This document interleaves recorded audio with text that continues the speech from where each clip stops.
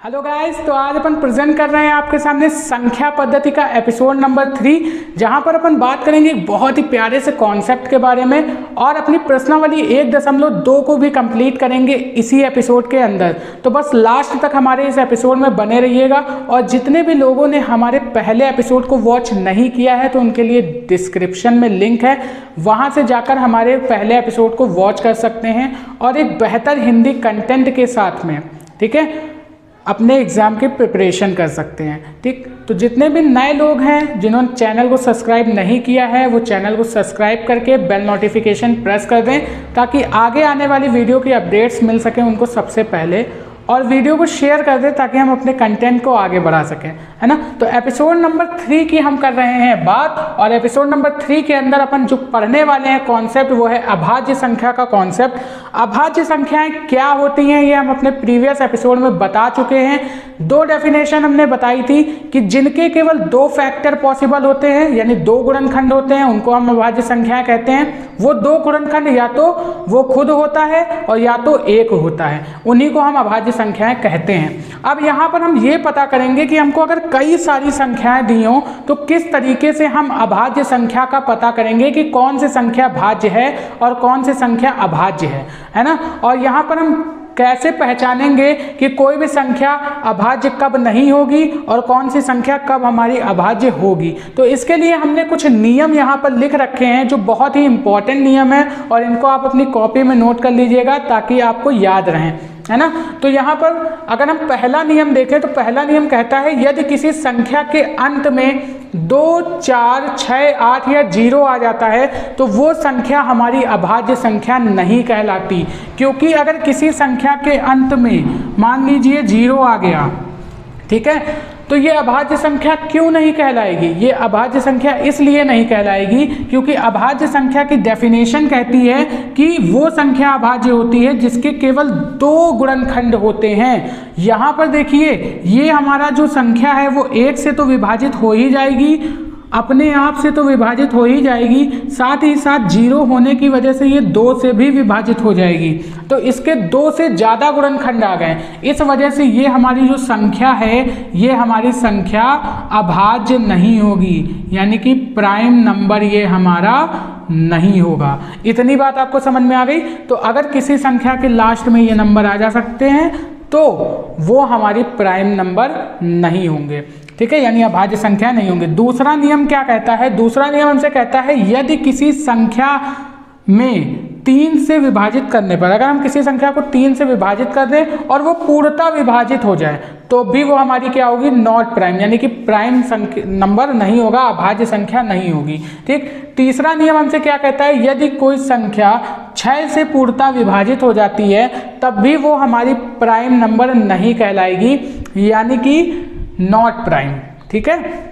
अब यहाँ पर अगर हम चौथे नियम की बात करें तो चौथा नियम बोल रहा है यदि कोई संख्या 7 से पूर्णतः विभाजित हो जाती है तब भी वो हमारी अभाज्य संख्या नहीं होगी, और कोई संख्या अगर 11 से पूर्णतः विभाजित होती है तब भी वो हमारी अभाज्य संख्याएं नहीं होंगी, ठीक है। तो ये कुछ डिविजिबिलिटी यानी कि विभाजन के रूल के आधार पर हम बता रहे हैं कि कब हमारी संख्याएं अभाज्य नहीं होंगी, जब वो इन संख्याओं से विभाजित होंगी या किसी संख्या के अंत में ये नंबर आएंगे तो वो हमारी अभाज्य संख्याएं नहीं होंगी। इतना बात समझ में आए? तो सर हम कैसे पता करेंगे कि कोई भी संख्या हमारी भाज्य हो सकती, मतलब अभाज्य हो सकती है? भाज्य और अभाज्य थोड़ा कंफ्यूजिंग वर्ड है तो ध्यान रखिएगा, ठीक है। तो कोई भी संख्याएं हमारी अभाज्य हो सकती हैं ये हम कैसे पता करेंगे? तो इसको आइए हम लोग एक क्वेश्चन से समझेंगे कि किस तरीके से हम लोग पता करेंगे। ये रूल आप लोग नोट कर लीजिएगा वीडियो को पॉज करके, है ना। चलिए क्वेश्चन की तरफ बढ़ते हैं हम लोग। क्वेश्चन हमसे बोल रहा है कि आपको ये संख्याएं दी हुई हैं, बोल रहा है निम्नलिखित संख्याओं में अभाज्य संख्या ज्ञात कीजिए। आपको कुछ संख्याएं दी हुई हैं, इसमें से आपको ज्ञात करना है कौन सी संख्या भाज्य है और कौन सी संख्या अभाज्य है, ठीक है, या फिर सीधे आपको बताना है कि अभाज्य संख्याएं क्या हैं इसमें। तो देखिए आपको सबसे पहले ये रूल देखना होगा, ये जितनी भी संख्याएं लिखी हुई हैं क्या इनके लास्ट में ये नंबर आ रहा है? नहीं आ रहा है ना। अगर किसी के भी लास्ट में ये नंबर आता तो वो अभाज्य नहीं होती, ठीक है। और केवल इसको ही नहीं देखेंगे, ये हम सारे रूल देखेंगे किसी नंबर के अंदर। जरूरी नहीं कि किसी संख्या के लास्ट में अगर ये है तभी वो अभाज्य होगी, ठीक है, मतलब अभाज्य नहीं होगी, ठीक है, ऐसा नहीं बोल सकते। अच्छा अगर हम बात करें यहाँ पर 3 से डिविजिबिलिटी की। अगर कोई नंबर 3 से पूरा पूरा विभाजित हो जा रहा तो वो अभाज्य नहीं होगा। तो अगर हम बात करें पहले नंबर की 157 की, तो 157 को अगर हम 3 से विभाजित कर रहे हैं तो 3 पची 15 है ना, और यहाँ पे क्या आ गया, ये 7 केवल बचा। अब 7 क्या 3 से विभाजित होगा? नहीं होगा। ठीक है, तो ये संख्या हमारी पूर्णतः विभाजित नहीं हो रही, यानी ये संख्या हमारी अभाज्य संख्या हो सकती है। ठीक है, अब अगर हम लोग बात करें यदि कोई संख्या 6 से पूर्णतः विभाजित हो तब भी वो हमारी अभाज्य संख्या नहीं होगी। अगर ये 6 से पूरी तरह विभाजित हो जाएगी तो अभाज्य नहीं होगी। तो यहाँ पर हम लोग इसको डिवाइड करते हैं, करिए 6 से डिवाइड। 157 डिवाइड बाई 6, 6 दूनी 12 और इधर गया 3। क्या 6 के पहाड़े में 37 आता है? नहीं आता है। तो ये भी हमारा 6 से विभाजित नहीं हो रहा है, यानी ये हमारी अभाज्य संख्या हो सकती है। ठीक है, 7 से भी इसी तरह विभाजित करके देखेंगे तो 7 से भी ये विभाजित नहीं होगी और 11 से भी ये विभाजित नहीं होगी। तो ये हमारी कहीं ना कहीं अभाज्य संख्या हो सकती है। ठीक है, इसी तरीके से आप इसको चेक करेंगे, इसको चेक करेंगे, इसको चेक करेंगे और पता करेंगे इसमें से कौन सी हमारी अभाज्य संख्या हो सकती है। ठीक है, तो यहाँ पर ये हमारी अभाज्य संख्या हो सकती है क्योंकि ये इन सारे रूल में किसी को भी फॉलो नहीं कर रही है। ठीक, अच्छा अगर हम दूसरे नंबर की बात करें 1057 की, 1057 को अगर हम 3 से डिवाइड करें, 3 से डिवाइड करें तो देखिए 3 त्रिक का 9 आता है, 3 पची 15 आता है। अच्छा यहाँ बच गया 7। तो अब क्या होगा, ये संख्या 3 से विभाजित नहीं हो रही, यानी अभाज्य हो सकती है। अगर हम 6 से विभाजित करें तो देखिए 6 कम 6 4 गया। ठीक है, 6 छंग 36, फिर उधर कितना गया आपके पास में 9 गया। तो ये भी हमारा 6 से भी विभाजित नहीं होगा। 7 से देख लेते हैं, 7 से क्या विभाजित होगा, 7 एकम 7, 7 पचे 35 और 7 एकम 7। देखिए ये 7 से पूरी पूरी क्या हो जा रही है, विभाजित हो जा रही है, यानी ये जो संख्या होगी ये हमारी क्या होगी, हाँ अभाज्य संख्या नहीं होगी। क्योंकि देखिए आपको मैं डिवाइड करके दिखा भी देता हूँ। अगर आप 7 से डिवाइड करोगे इसको छोटे बच्चों की तरह तो यहाँ पे देखिए क्या होगा, 7 एकम 7 जाएगा, यहाँ बचेगा 3। ठीक है, फिर ये वाला 5 नीचे आएगा तो 7 पचे 35 हो जाएगा, ये पूरा पूरा कट जाएगा। और फिर ये वाला 7 नीचे आएगा तो यहाँ पे हो जाएगा 7 एकम 7 और ये पूरा पूरा कैंसिल हो जाएगा। तो ये देखिए ये 7 से पूरी संख्या विभाजित हो जा रही है, यानी हम बोलेंगे ये संख्या हमारी अभाज्य नहीं है। ठीक है, अभाज्य नहीं है। ठीक है, अच्छा अब अगर हम 263 की बात करें तो क्या 263 3 से विभाजित होगा? देखिए 3 8 24।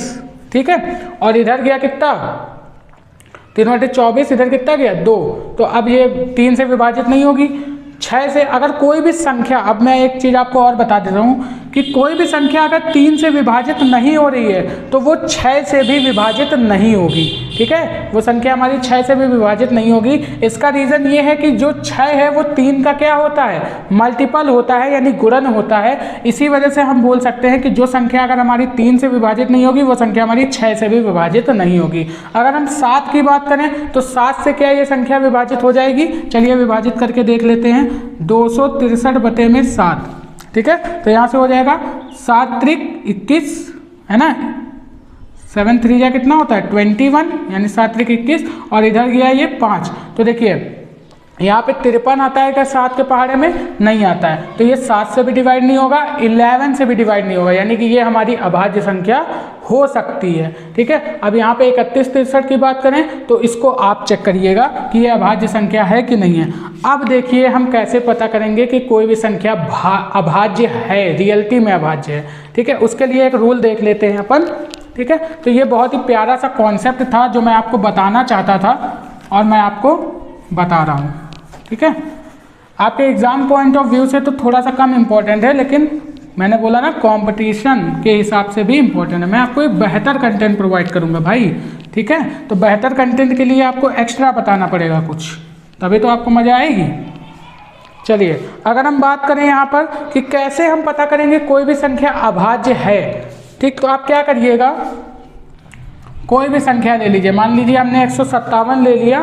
ठीक है, और इसको हमको चेक करना है कि ये संख्या अभाज्य है। तो हम क्या करेंगे, एक रूल ध्यान रखिएगा, संख्या में 1 माइनस करके 6 से डिवाइड करो।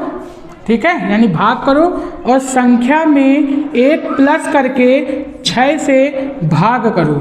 ठीक है, अगर इन दोनों कंडीशन में से कोई एक भी कंडीशन ऐसी आ जाती है कि नंबर हमारा 6 से पूरा पूरा विभाजित हो जाता है तो वो संख्या हमारी अभाज्य संख्या होगी। हमने क्या बोला, संख्या के एक कम को, ना कि पूरी संख्या को 6 से विभाजित करो। अगर पूरी संख्या 6 से विभाजित हो जाएगी तो वो अभाज्य रहेगी नहीं ना।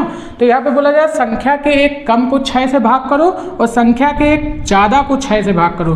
दोनों में से अगर कोई एक कंडीशन में पूरी संख्या 6 से विभाजित हो जाती है तो वो हमारी क्या होगी, अभाज्य संख्या होगी। चलिए देख लेते हैं। अगर हम 157 में से एक घटाएंगे तो क्या आएगा, 156, और 156 को अगर हम 6 से डिवाइड करते हैं तो देखो क्या आता है, 6 दूनी 12, इधर गया 3, ठीक है, और 6 छन 36, ये देखिए डिवाइड हो गया। अच्छा 158 को अगर हम डिवाइड करते हैं 6 से तो देखिए 6 दूनी 12 और इधर कितना गया 3, यानी इधर हो गया 38, और 6 के पहाड़े में 38 नहीं आता। तो ये वाली कंडीशन तो हमारे फॉलो नहीं हो रही, लेकिन ये वाली हमारी फॉलो हो रही है, ठीक है। यानी हमने बोला था एक भी कंडीशन अगर सेटिस्फाई कर गई यानी संतुष्ट कर गई तो हम क्या बोलेंगे कि वो हमारा नंबर अभाज्य नंबर होगा, यानी कि अभाज्य संख्या होगी, प्राइम नंबर होगा वो। तो यहाँ पर ए ऑप्शन हमारा क्या है, प्राइम नंबर, ठीक है, यानी अभाज्य संख्या है। इसी तरीके से हमने यहाँ देख लिया था ये अभाज्य नहीं होगी, ये अभाज्य हो सकती है। देखिए चेक करते हैं। देखिए अगर हम लोग बात करें इसी तरीके से, ठीक, इसको थोड़ा सा रफ करते हैं, मुझे जगह चाहिए, है ना। तो ये वाली चीज़ को रफ करते हैं और आपको दिखाते हैं कि 263 अभाज्य है या नहीं है। तो हम क्या करेंगे, 263 में एक माइनस करके 6 से भाग करेंगे और 263 में एक प्लस करके 6 से भाग करेंगे, ठीक है। इन दोनों कंडीशन में से अगर एक भी कंडीशन ट्रू हो जाती है तो हम बोलेंगे ये हमारी संख्या क्या हो सकती है, अभाज्य हो सकती है, ठीक है। चलिए आइए देखते हैं। 263 में एक माइनस करोगे तो बचेगा 262 अपॉन में 6, और यहाँ पे हो जाएगा तुम्हारा 264 अपॉन में 6। अब इसको 6 से भाग करो तो यहाँ पर 6 से भाग करोगे तो कितना हो जाएगा, 6 चौको 24, 2 इधर गया। अब क्या 6 के पहाड़े में 22 आता है, नहीं आता है, तो ये संख्या हमारी पूरी पूरी विभाजित नहीं हो रही है 6 से। अब यहाँ पे अगर बात करें तो देखो 6 चौको 24, अब देखो 2 इधर चला गया तो कितना हो गया, 6 चौको 24। अब इसमें देखो पूरी पूरी 6 से विभाजित हो जाएगी, यानी कि 263 में जब हम एक प्लस कर रहे हैं तो ये 44 बार में पूरा पूरा विभाजित हो जा रहा है। और हमने बोला एक भी कंडीशन अगर ट्रू होगी तो क्या होगा, हमारा ये अभाज्य संख्या हो सकता है, ठीक है। तो यहाँ पर 263 क्या होगा, हमारा एक अभाज्य संख्या होगी। ये क्या है, एक अभाज्य संख्या होगी, ठीक है। तो देखिए कितना बढ़िया सा कॉन्सेप्ट हमने बता दिया आपको। संख्या में एक प्लस करो, ठीक है, और संख्या में एक माइनस करो और 6 से क्या कर दो, भाग कर दो दोनों संख्याओं को, ठीक है। जो संख्या मतलब कि दोनों में से अगर कोई भी कंडीशन आपकी क्या आ जाती है, ट्रू आ जाती है, तो वो आपका क्या होगा, अभाज्य नंबर हो सकता है, यानी अभाज्य संख्या हो सकती है। इसी तरह 31 63 को देख लेते हैं। अगर हम 31 63 की बात करें तो यहाँ पर देखिए क्या कर सकते हैं, 31 63 -1 बटे 6 और 31 63 +1 बटे 6 करेंगे, ठीक है। अब देखो यहाँ पर हो जाएगा आपका 31 62 बटे 6 और यहाँ हो जाएगा 31 64 बटे 6। अब देखिए ये चीज़ भी करने की ज़रूरत नहीं है, कहीं कहीं पे अगर वो पहले वाली कंडीशन हमारी फॉलो हो जाती हैं तो वहाँ पर उससे भी हम पता कर सकते हैं कि ये हमारी अभाज्य संख्या है या नहीं है। जैसे कि हमने इसमें पता किया था ना कि 1057 जो है हमारी अभाज्य संख्या नहीं है। ये क्यों नहीं है, क्योंकि यहाँ पर, ठीक है, वो 7 से पूरी पूरी तरीके से विभाजित हो जा रही है, ठीक। अब यहाँ पर अगर हम इसको 6 से विभाजित करें तो देखिए 6 पंचे 30 आता है, ठीक। फिर यहाँ पे हो जाएगा 6 दूनी 12 और ये हो जाएगा 6 सत्ते 42। अब देखिए इस कंडीशन में ये क्या हो गया, पूरी पूरी तरीके से विभाजित हो गया, यानी कि ये भी हमारी एक अभाज्य संख्या होगी, ठीक है। ये भी हमारी क्या होगी, एक अभाज्य संख्या होगी। तो यहाँ पर आपसे पूछा जा रहा है निम्नलिखित में से अभाज्य संख्या ज्ञात कीजिए, तो 157 एक अभाज्य संख्या होगी, ठीक है, ये भी एक अभाज्य संख्या होगी और ये भी। अब इसमें अगर आपसे पूछा जाए कि कौन सी अभाज्य संख्या नहीं होगी, ठीक है, तो आप बताएंगे 1057 हमारी अभाज्य संख्या नहीं है, ठीक है। तो देखिए कितना अच्छा सा हमने कॉन्सेप्ट बताया। अब इसके ऊपर आपको एक होमवर्क के लिए हम लोग न्यूमेरिकल देते हैं ताकि आपका कॉन्सेप्ट क्लियर हो जाए, ठीक है। ये होमवर्क वाला न्यूमेरिकल आप लोग क्या करेंगे, करके कमेंट में बताएंगे हमको, ठीक है, कि कैसा हुआ। उसके बाद हम लोग क्या करेंगे, अपने प्रश्नावली की तरफ बढ़ेंगे। ठीक, तो होमवर्क आपको दे देते हैं। होमवर्क में क्वेश्चन क्या बोल रहा है, देखिए आपको कुछ नंबर दिए हुए हैं, इन नंबर्स में आपको फाइंड करना है कि कौन सी अभाज्य संख्या है और कौन सी नहीं है। आपको पहला नंबर दिया है 459, ठीक है, दूसरा नंबर आपको दिया है 4371 यानी कि 4371, तीसरा नंबर आपको दिया है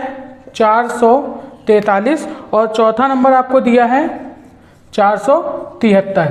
इसमें आपको क्या बताना है कि अभाज्य संख्याएं क्या करनी है, ज्ञात करनी है। ठीक है, आपको अभाज्य संख्याएं ज्ञात करनी है इसमें।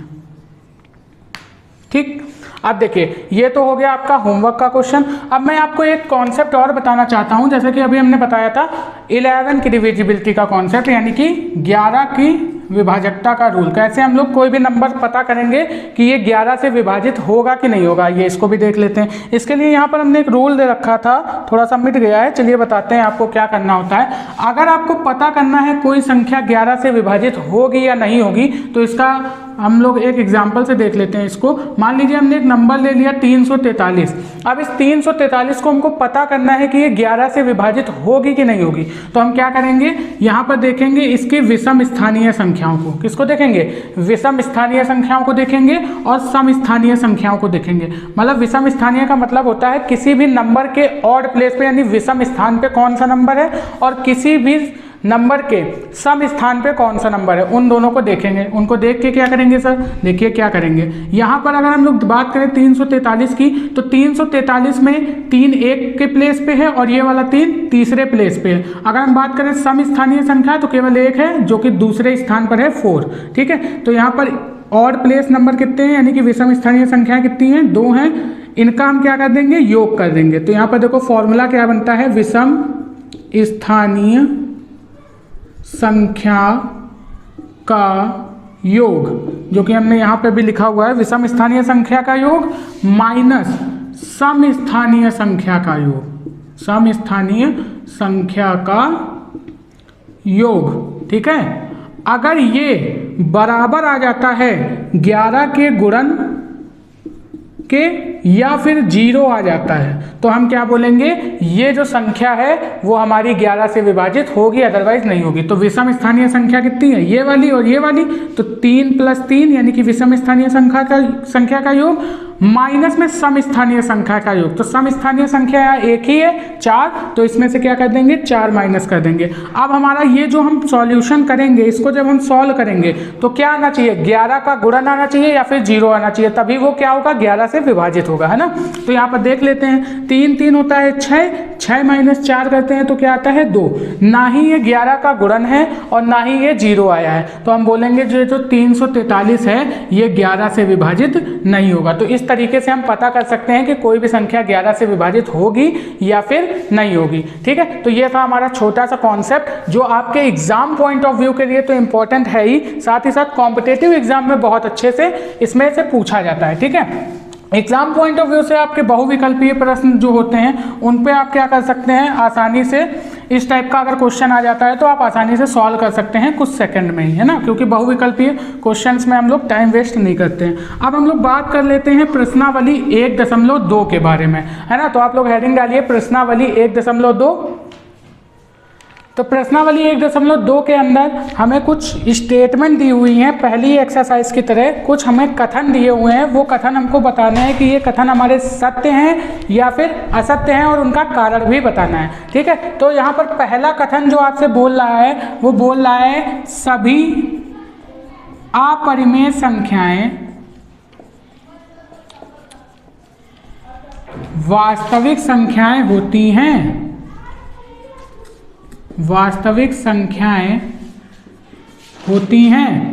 ठीक है, तो यहाँ पर ये जो कथन है इसको बताने के लिए हमने आपको एपिसोड नंबर 1 में बताया था कि क्या सभी की सभी अपरिमेय संख्याएं वास्तविक संख्याएं होती है। तो हमने बताया था वास्तविक संख्याएं क्या होती हैं। वास्तविक संख्याओं को इंग्लिश में बोला जाता है रियल नंबर, है ना।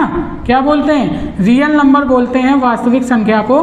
ठीक, तो यहाँ पर जो वास्तविक संख्याएं होती हैं ये हमने बताया था 2 चीज़ों से मिलकर बनी होती हैं, सभी की सभी परिमेय संख्याएं और सभी की सभी अपरिमेय संख्याएं। आपकी क्या होती हैं, वास्तविक संख्याएं होती हैं। तो अगर आपको ये बात पता है तो आप यहाँ पर इस स्टेटमेंट को बता सकते हैं कि सभी अपरिमेय संख्याएं वास्तविक संख्याएं होती हैं। ये बात आपकी एकदम सही है, यानी कि ये कथन आपका एकदम सत्य है, क्योंकि जितनी भी अपरिमेय संख्याएं होती हैं वो सभी की सभी वास्तविक संख्याएं होती हैं। जितनी भी परिमेय संख्याएं होती हैं वो सभी की सभी क्या होती हैं, वास्तविक संख्याएं होती हैं। लेकिन अगर हम जस्ट इसका उल्टा बात करें, क्या सभी वास्तविक संख्याएं अपरिमेय हो सकती हैं? नहीं, क्योंकि इनके अंदर क्या आती है, परिमेय भी आती है, आगे देखेंगे। ठीक है, तो आप कारण लिख सकते हैं कि हाँ, जितनी भी वास्तविक संख्याएं जितनी भी परिमेय या अपरिमेय संख्याएं होती हैं वो सब क्या होती हैं, वास्तविक संख्याएं होती हैं। ये हमारा कथन क्या है, सत्य है ना। तो इसका कारण आप लोग लिख सकते हैं। अब देखिए दूसरा कथन हमसे क्या बोल रहा है।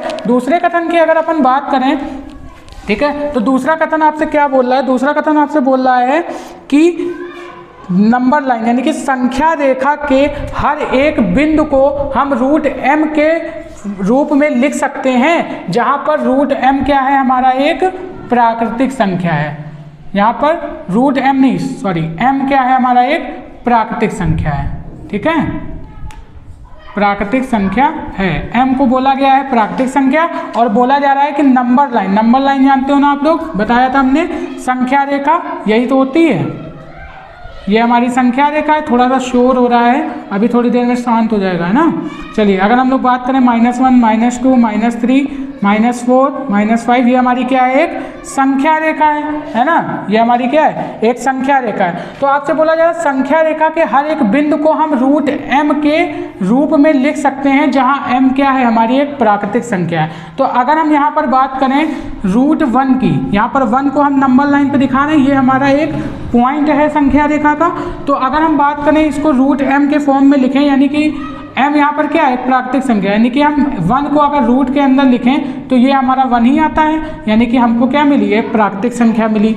लेकिन इसी तरीके से अगर हम बात कर लें रूट 2 की, तो रूट 2 तो हमारा क्या है, यहाँ पर 2 तो हमारा एक संख्या रेखा है, मतलब कि एक पॉइंट है संख्या रेखा का। लेकिन यहाँ पर अगर हम इसको रूट के अंदर लिखते हैं तो यहाँ पर जो नंबर आता है रूट 2 की जो वैल्यू आती है वो आती है 1.414। क्या 1.414 हमारी एक प्राकृतिक संख्या है? आप बोलोगे नहीं सर, क्योंकि प्राकृतिक संख्याएं हमारी दशमलव में नहीं होती। प्राकृतिक संख्याएं क्या हमने पढ़ी है, 1, 2, 3, 4, 5, 6, इस तरीके से इनफाइनाइट तक। क्या यहाँ पे एक भी नंबर आपको दशमलव में दिख रहा है? नहीं दिख रहा है ना। तो आपसे बोला जा रहा है हर एक पॉइंट को हम रूट m के फॉर्म में लिख तो सकते हैं, लेकिन वहां पर हमारा जो m है वो प्राकृतिक संख्या हो ये जरूरी नहीं है। क्योंकि यहाँ पर देखो जैसे ही हमने इसको 2 को रूट के अंदर लिखा वैसे इसकी वैल्यू क्या आ गई 1.414, जो कि हमारी प्राकृतिक नहीं होती। तो ये तुम्हारा कथन क्या हो जाएगा, असत्य हो जाएगा, है ना। यहाँ पे आप लिख सकते हो कि रूट के अंदर लिखा हुआ हर एक नंबर प्राकृतिक नहीं हो सकता है ना। तो यहाँ पर हम क्या बोल देंगे कि यहाँ पर रूट 2 हमारा एक प्राकृतिक संख्या नहीं है, लेकिन हम रूट 2 को नंबर लाइन पे डिनोट कर सकते हैं। ठीक, तो ये हमारा कथन क्या हो जाएगा, गलत हो जाएगा। ये आप कारण में लिख सकते हैं। ठीक, चलिए बढ़ते हैं हम लोग आगे अपनी थर्ड कथन की तरफ। हमारा तीसरा कथन क्या बोल रहा है, बातें समझ में आ रही है? वाह सर, मजा आ गया एकदम, है ना। बातें समझ में आ रही है, फील आ रही है आपको? फील आ रही है तो जल्दी से वीडियो को लाइक कर दें और शेयर कर दें अपने फ्रेंड्स में।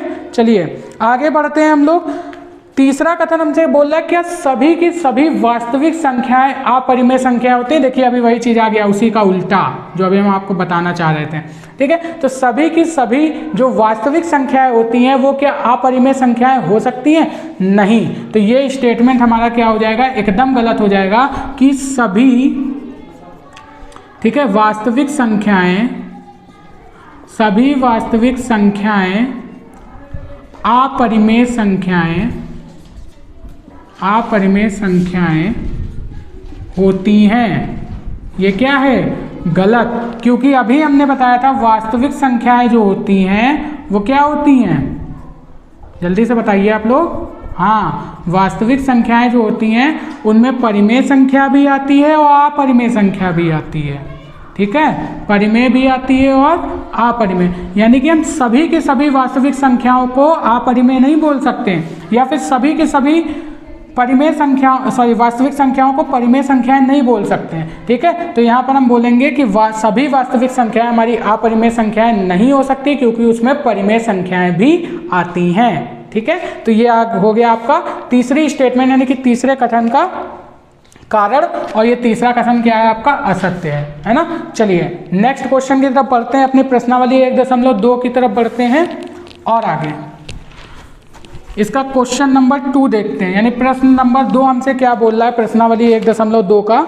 ठीक है, प्रश्न नंबर 2 बोल रहा है कि अगर हम सभी धनात्मक पूर्णांकों का वर्ग रूट लेते हैं तो क्या सभी धनात्मक पूर्णांकों का वर्ग रूट एक अपरिमेय संख्या आता है? अगर नहीं तो उसको एग्जाम्पल देकर बताइए। किसी नंबर का, ठीक है, किसी भी संख्या का आप स्क्वायर रूट लीजिए यानी कि उसका वर्ग रूट लीजिए और दिखाइए कि वो एक परिमेय संख्या भी हो सकता है। ठीक है, तो यहाँ पर देखिए हम लोग इसका सॉल्यूशन कैसे करेंगे। पहली बात तो ये हमसे पूछ रहा है कि क्या सभी संख्याओं का वर्ग रूट अपरिमेय संख्या होता है? हम बोलेंगे नहीं। यहाँ पे हम क्या बोलेंगे? नहीं। अब इसका कारण क्या होगा? क्योंकि, ठीक है, क्योंकि अब इसको एक उदाहरण से समझते हैं। उदाहरण देंगे, हम बोलेंगे 1 से 9 तक संख्या का वर्ग रूट, ठीक है, वर्ग रूट लेने पर, ठीक है, स्क्वायर रूट लेंगे जब हम 1 से 9 तक की संख्या का, तो अगर हम लोग 1 का स्क्वायर रूट लेते हैं, 1 का क्या लेते हैं? वर्ग लेते हैं, यही तो बोल रहा है। हाँ, वर्ग लेते हैं तो वो क्या आएगा? 1 आएगा, है ना, जो कि हमारा क्या है? एक परिमेय संख्या है या अपरिमेय है? तो हम बोलेंगे ये हमारी एक परिमेय संख्या है, बोलेंगे। अच्छा, दूसरा हमने क्या बोला था? रूट 2 की अगर हम बात करें तो रूट 2 का जो आंसर आएगा, ठीक है, वो क्या आएगा? हमारा एक अपरिमेय संख्या आएगा। ये क्या आएगा? अपरिमेय संख्या, क्योंकि हमने बताया था रूट के अंदर, जैसे हमने आपको जब अपरिमेय संख्या बताया था तो वहाँ पर हमने बताया था रूट 2 हुआ, रूट 3 हुआ, रूट 5 हुआ, रूट 7 हुआ, ये सब क्या होती है? हमारी अपरिमेय संख्या होती हैं, क्योंकि ये ना तो पूरी विभाजित होती हैं और ना ही ये रिपीट करती हैं, है ना, ये कंडीशन। अगर हम इसी तरह बात करें रूट 3 की तो ये भी क्या है? एक हमारी अपरिमेय संख्या है ना। इसी तरीके से अगर हम बात करें रूट 4 की तो रूट 4 क्या आता है? 2 आता है, जो कि हमारी एक परिमेय संख्या है ना। इसी तरह अगर हम रूट 5 की बात करें तो ये हमारी एक अपरिमेय संख्या हो जाएगी, है ना। रूट 6 की बात करें तो ये भी हमारी एक अपरिमेय संख्या हो जाएगी, है ना। रूट 7 की बात करें तो ये भी हमारी एक अपरिमेय संख्या हो जाएगी। और अगर हम रूट 8 की बात करें तो भी ये हमारी क्या होगी? एक अपरिमेय संख्या ही होगी, है ना, अपरिमेय संख्या ही होगी। अगर हम इसी तरह रूट 9 की बात करें तो ये हमारी क्या होगी? परिमेय संख्या होगी, क्योंकि इसका आंसर क्या आता है? 3 आता है प्लस माइनस में, ठीक।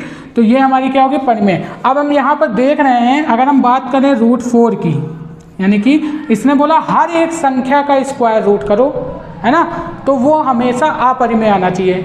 इसी कंडीशन को हमने क्या बोला? ये नहीं हो सकता, ये असत्य है। ऐसा क्यों? क्योंकि देखिए कुछ नंबर हमारे ऐसे हैं जो इस कंडीशन को फॉलो नहीं कर रहे हैं। देखिए यहाँ पे हमने 1 का स्क्वायर रूट किया, कितना आया? 1, जो कि एक परिमेय संख्या है। हमने 4 का स्क्वायर रूट किया, कितना आया? 2, जो कि एक परिमेय संख्या है। 9 का स्क्वायर रूट किया, क्या आया? 3, जो कि एक परिमेय संख्या है। तो सभी की सभी संख्याओं का स्क्वायर रूट एक अपरिमेय संख्या नहीं हो सकता। बात समझ में आ गई? तो ये स्टेटमेंट क्या थी? असत्य। तो क्वेश्चन नंबर 2 का सॉल्यूशन आप इस तरीके से उदाहरण देकर लिख सकते हैं। ये है हमारा आंसर, ठीक। आप लिख दीजिएगा सभी की सभी संख्याओं का, ठीक है, स्क्वायर रूट अपरिमेय संख्या नहीं हो सकता, ठीक। और ये एग्जाम्पल आप दे सकते हैं। चलिए बढ़ते हैं नेक्स्ट क्वेश्चन की तरफ। सर मज़ा आ गया एकदम, सर फील आ रही है?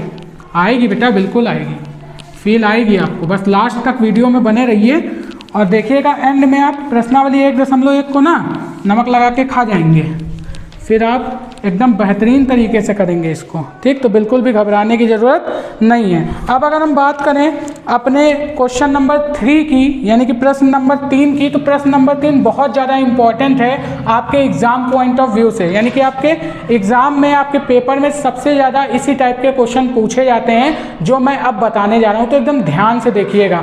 आपसे बोला जा रहा है कि रूट 5 को संख्या रेखा पर कैसे प्रदर्शित करेंगे, ठीक है, कैसे प्रदर्शित करेंगे। आपसे ये बोला जा रहा है कि √5 को संख्या रेखा पर कैसे प्रदर्शित करेंगे। अगर हम बात करें किसी भी नॉर्मल नंबर की, भाई ये हमारी क्या है, संख्या रेखा है, अभी हमने बनाई थी, ठीक है। तो अगर हम लोग 1 2 3 4 5 या फिर -1 -2 -3 -4 इन सबको अगर हम संख्या रेखा पर प्रदर्शित करने को बोले तो आप आसानी से प्रदर्शित कर सकते हो, ठीक है। लेकिन अगर हम किसी भी रूट वाले नंबर को अगर हम संख्या रेखा के ऊपर प्रदर्शित करने की बात करें, ठीक है, तो आप इतनी आसानी से प्रदर्शित नहीं कर सकते हो। अब इसको कैसे संख्या रेखा पर प्रदर्शित करेंगे इसको देखते हैं, ठीक है। तो कभी भी आपके एग्जाम में अगर इस टाइप का क्वेश्चन आ जाए ना, तो बिल्कुल भी घबराने की ज़रूरत नहीं है। यहाँ पर बस एक कॉन्सेप्ट यूज़ होता है, उस कॉन्सेप्ट को मैं बता देता हूँ कि अगर इस टाइप का क्वेश्चन आएगा तो आप किस तरीके से उसको करेंगे, ठीक है। तो यहाँ पर अगर इस टाइप का क्वेश्चन आता है, आपसे बोलता है √5 को संख्या रेखा पर प्रदर्शित करो, तो इसके लिए जो कॉन्सेप्ट यूज़ होता है वो यूज़ होता है पाइथागोरस थ्योरम। क्या यूज़ होती है? पाइथागोरस परिमेय जिसको बोलते हैं हिंदी में, वो आपकी यूज़ होती है। यानी कि इस कॉन्सेप्ट को यूज़ करके हम क्या कर सकते हैं, किसी भी रूट वाले नंबर को नंबर लाइन पे डिनोट कर सकते हैं, है ना। तो देखिए कैसे हम लोग डिनोट करेंगे। सबसे पहले अगर आप पाइथागोरस थ्योरम आपको याद है तो अच्छी बात है, नहीं याद है तो मैं बता देता हूँ पाइथागोरस थ्योरम क्या होती है। पाइथागोरस जो थ्योरम होती है वो होती है आपकी जो समकोण त्रिभुज होता है, ठीक है, उसमें जो जैसे मान लीजिए हमने एक समकोण त्रिभुज बनाया ABC, तो इसमें जो AB भुजा होती है उसको हम बोलते हैं आधार, है ना। AB भुजा को हम क्या बोलते हैं? आधार। जो BC भुजा होती है उसको हम बोलते हैं लंब, ठीक, और जो AC भुजा होती है उसको हम क्या बोलते हैं? कर्ण बोलते हैं। तो जो हमारी पाइथागोरस परिमेय है वो ये बोलती है कि जो कर्ण का स्क्वायर होता है, कर्ण का अगर हम वर्ग करते हैं वो बराबर आता है आधार के वर्ग के और प्लस किसके? लंब के वर्ग के, ठीक है। यानी कि अगर हमको कर्ण की वैल्यू चाहिए, हमको क्या चाहिए? कर्ण की वैल्यू, यानी कर्ण का मान चाहिए, तो हम लिख सकते हैं अंडर रूट के अंदर आधार का स्क्वायर प्लस लंब का स्क्वायर, ये लिख सकते हैं। तो ये होती है हमारी पाइथागोरस थ्योरम। अब इसको हम इस पे कैसे अप्लाई करेंगे वो देखते हैं, ठीक है। जैसे हमारे पास लिखा है √5, ठीक, तो यहाँ पर हमको क्या करना पड़ेगा? √5 को डिनोट करने के लिए हम ऐसा मान लेते हैं कि √5 क्या है? हमारा कर्ण है। √5 क्या है? हमारा कर्ण है। तो √5 को हम लोग इस तरीके से लिख सकते हैं कि नहीं लिख सकते हैं? √4 का स्क्वायर, ठीक है, ऐसा लिख सकते हैं। रुकिए एक सेकंड बताते हैं। हाँ, √2 का स्क्वायर प्लस 1 का स्क्वायर, ऐसा लिख सकते हैं, लिख सकते हैं ना। 2 का स्क्वायर 2 दूनी 4 और प्लस 1 5, ठीक है। तो यहाँ पर क्या हो जाएगा? 4 1 5, यानी √5 को हम लोग इस तरीके से लिख सकते हैं। अब देखिए कहीं ना कहीं आपको ये इस तरीके से दिखाई दे रहा है कि नहीं? ऊपर वाली वैल्यू दिखाई दे रही है? नहीं दिखाई दे रही है, ऊपर की तरफ दिखाई दे रहा है। तो यहाँ पर अगर देखें तो ये जो √5 है उसको हम ऐसा लिख सकते हैं, यानी कि हम अगर ऐसा बोलें यहाँ पर, तो हाँ, ये जो 5 होगा हमारा, यहाँ पे जो 5 होगा वो का क्या हो जाएगा? कर्ण हो जाएगा। √5 हमारा क्या हो जाएगा? कर्ण, ठीक है। और यहाँ पर जो 2 होगा वो क्या हो जाएगा? आधार। यहाँ पर ये जो 1 होगा वो क्या हो जाएगा? लंब हो जाएगा, है ना। तो आपको कर्ण, आधार और लंब का मान पता चल गया कि क्या क्या होगा। अब देखिए इसको हम कैसे नंबर लाइन पे डिनोट करते हैं, ठीक है, पाइथागोरस थ्योरम का यूज़ करके। चलिए इसको हटाते हैं हम, इसको नोट कर लीजिएगा वीडियो को पॉज करके। अब हम क्या करते हैं? एक संख्या रेखा बनाते हैं। भाई देखो ये बन गई हमारी संख्या रेखा। यहाँ पर हमने डिनोट कर दिया 1, यहाँ पे सॉरी यहाँ पे 0, यहाँ पे 1, यहाँ पे 2, यहाँ पे 3, यहाँ पे 4, यहाँ पे 5, ठीक है, यहाँ पे 6, यहाँ -1 आएगा ना, निगेटिव में लेफ्ट साइड चलना है, यहाँ -2, यहाँ -3, यहाँ पे -4। बस इस तरीके से इतना हमने क्या कर दिया? डिनोट कर दिया। अब इसको क्या करेंगे? आप स्केल से बनाएंगे। मैं यहाँ पर बोर्ड पे बना रहा हूँ, इस वजह से मैं स्केल नहीं लिया हूँ। यहाँ पर आप इसको स्केल से बनाएंगे ताकि ये जो डिस्टेंस है वो एक यूनिट की हो, ठीक है, क्योंकि यहाँ पर हमको क्या करना पड़ेगा? अभी इकाई डिस्टेंस लेना पड़ेगा, यानी 1 सेंटीमीटर को हम 1 इकाई मानेंगे। तो स्केल में 1 सेंटीमीटर की गैपिंग देके आप ये नंबरिंग करेंगे। अब देखिए हमको √5 को क्या करना है? डिनोट करना है। तो √5 को हम ऐसा लिख सकते हैं कि नहीं लिख सकते हैं? लिख सकते हैं बिल्कुल, है ना। तो यहाँ पर हमने देखा कि जो लंब की वैल्यू आई वो कितनी आई? 1 आई, और आधार की जो वैल्यू आई वो 2 आई। तो यहाँ 0 पे हम पॉइंट रखेंगे और 0 से हम कितनी इकाई चलेंगे? 2, 1 इकाई 1 से 0 से 1 सेंटीमीटर यानी 1 इकाई, और फिर 1 से 2 इकाई, यहाँ तक हमने चल लिया। फिर हमसे क्या बोला, लंब। लंब का मतलब होता है परपेंडिकुलर, यानी कि यहाँ से हम क्या करेंगे, एकदम सीधे 1 इकाई का एकदम सीधा क्या करेंगे, लंब बनाएंगे, ठीक है। और उस लंब को हम क्या करेंगे, इस 0 पॉइंट से ऐसे मीट करा देंगे, ठीक है, ऐसे जोड़ देंगे, ठीक। तो ये हो गया हमारा 2, ये हो गया हमारा 1, और ये वाली जो वैल्यू आएगी ये क्या हो जाएगी 5। यानी अगर हम इसको A पॉइंट मानते हैं, इसको B मानते हैं, इसको C मानते हैं, तो यहाँ पर जो AB होगा, AB वो क्या है, √5 है। AB क्या है, √5 है। और यहाँ पर AC क्या है तुम्हारा, 2 है यानी आधार, और जो BC है वो 1 है यानी लंब, ठीक। अब देखिए √5 जो आपका आया है, देखिए यहाँ पर जो आपका 2 है वो तो संख्या रेखा पर है, ठीक है। लेकिन अगर हम बात करें √5 की, तो √5 को हमको संख्या रेखा पर दिखाना है। क्या ये अभी संख्या रेखा पर है, नहीं है, ठीक है। तो यहाँ पर इसको संख्या रेखा पर लाने के लिए हम क्या करेंगे, कंपास का यूज करेंगे, यानी प्रकार। प्रकार जानते हो, प्रकार में पेंसिल लगाएंगे और प्रकार की जो नोक होगी उसको यहाँ रखेंगे इस तरीके से। ये हमारा अंगूठा प्रकार की नोक है और ये मार्कर क्या है, पेंसिल, ठीक। और हम क्या करेंगे, प्रकार की नोक यहाँ पर रख के A से लेके B तक की डिस्टेंस को क्या कर लेंगे, मेजर कर लेंगे, और फिर यहाँ से लेके एक ऐसे ऐसे ऐसे ऐसे करके क्या कर देंगे, एक चाप लगा देंगे, ठीक। इस तरीके से करके हम एक चाप लगा देंगे। यहाँ पर रखा हमने प्रकार की नोक, यहाँ तक की डिस्टेंस ली, हमने क्या कर दिया, ऐसे करके एक चाप लगा दिया। अब इस ये जो चाप है, इस संख्या रेखा को जिस पॉइंट पे कट कर रही होगी वही उसकी क्या हो जाएगी, √5 की वैल्यू हो जाएगी। यानी संख्या रेखा पे जो √5 है ये कहीं D पॉइंट पे आ रहा होगा, यानी A से D तक की जो डिस्टेंस है वही A से B तक की डिस्टेंस होगी। यानी हम बोल सकते हैं AB जो होगा वो बराबर होगा AD के, और ये बराबर है √5 के। तो √5 जो होगा वो हमारा D पॉइंट पे होगा, ठीक है। तो इस तरीके से हम किसी भी रूट वाले नंबर को संख्या रेखा पर प्रदर्शित कर सकते हैं। बात आपको समझ में आ गई, ठीक। तो इसी तरीके से मैं आपको एक होमवर्क दे रहा हूँ, आपको क्या करना है, √2 को संख्या रेखा पर प्रदर्शित करना है, ठीक है, प्रदर्शित करना है। अब देख लेते हैं प्रश्नावली 1.2 में और कोई क्वेश्चन है। हाँ, क्वेश्चन नंबर 4 जो है वो आपके कक्षा की एक एक्टिविटी है, क्लासरूम एक्टिविटी है, जो कि जिसमें आपको क्या करना है, स्क्वायर रूट स्पाइरल बनाना है, ठीक है। स्क्वायर रूट स्पाइरल बनाना है इसी पाइथागोरस थ्योरम का प्रमेय का यूज करके। देखो क्या करना है आपको, सिंपल सा मैं बता दे रहा हूँ, आप लोग ट्राई कीजिएगा, ये होमवर्क है आपका, ठीक है, आप लोग कर लोगे। देखिए आपको क्या करना है, बस 1 सेंटीमीटर, यहाँ पे एक पॉइंट O लेना है, यहाँ से 1 यूनिट आपको क्या करना है, 1 यूनिट का मतलब 1 सेंटीमीटर आपको लाइन ड्रॉ करनी है यानी बेस, और फिर यहाँ से क्या करना है, 1 यूनिट ऐसे परपेंडिकुलर ड्रॉ करना है, और फिर इस पॉइंट को, ये जो पॉइंट आपने परपेंडिकुलर ड्रॉ किया है यानी कि लंब ड्रॉ किया है, इसको आप क्या करोगे, ऐसे मिला दोगे, ठीक है।